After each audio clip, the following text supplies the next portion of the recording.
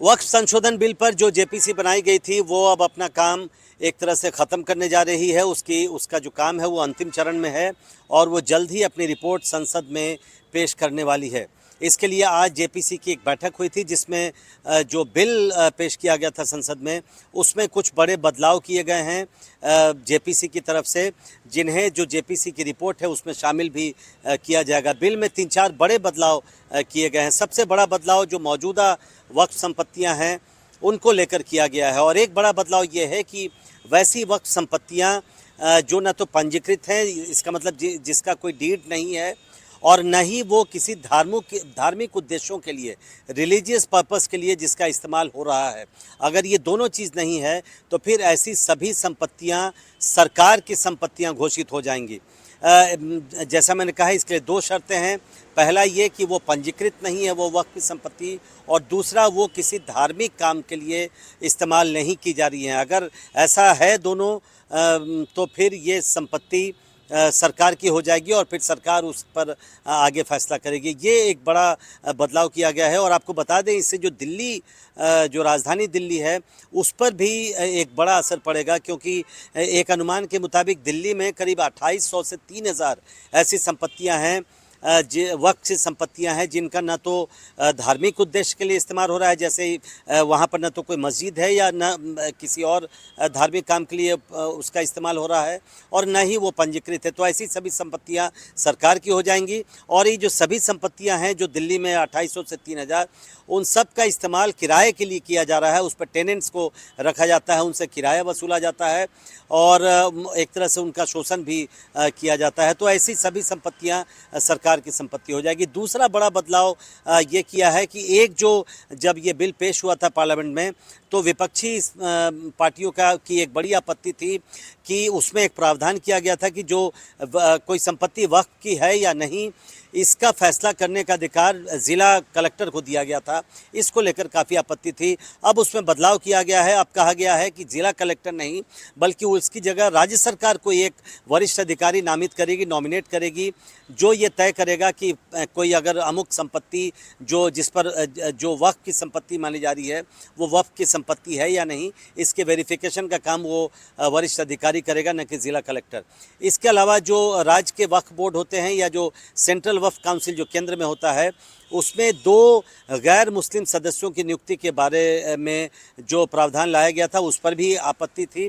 हालांकि उस पर आज जो बदलाव ये किया गया है कि अब ये साफ कर दिया गया है कि जो नामित सदस्य होंगे, जो नॉमिनेटेड मेंबर होंगे वक्फ बोर्ड के, उसमें कम से कम 2 गैर मुस्लिम सदस्य ज़रूर होने चाहिए।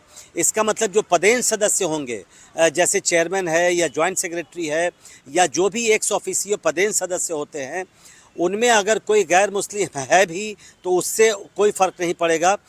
जो नामित सदस्य हैं, नॉमिनेटेड मेंबर हैं, उसमें से 2 सदस्य गैर मुस्लिम नियुक्त किए जाएंगे। तो कई बार हो सकता है कि 2 से ज़्यादा गैर मुस्लिम भी राज्य वक्फ बोर्डों में आपको देखने को मिल जाए।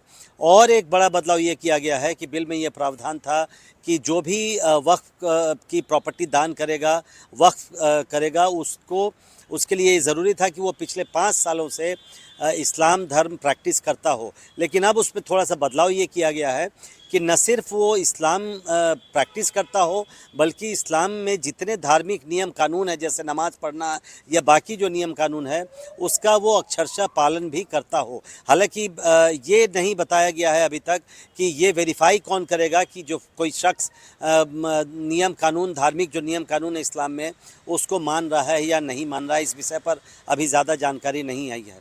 तो ये बड़े बदलाव किए गए हैं। 29 जनवरी को कमेटी की एक और बैठक है, संभवतः वो अंतिम बैठक होगी, और उसमें जो रिपोर्ट, जो ड्राफ्ट तैयार किया गया है, उस रिपोर्ट को अंगीकार कर लिया जाएगा, मंजूर कर लिया जाएगा, एडॉप्ट कर लिया जाएगा।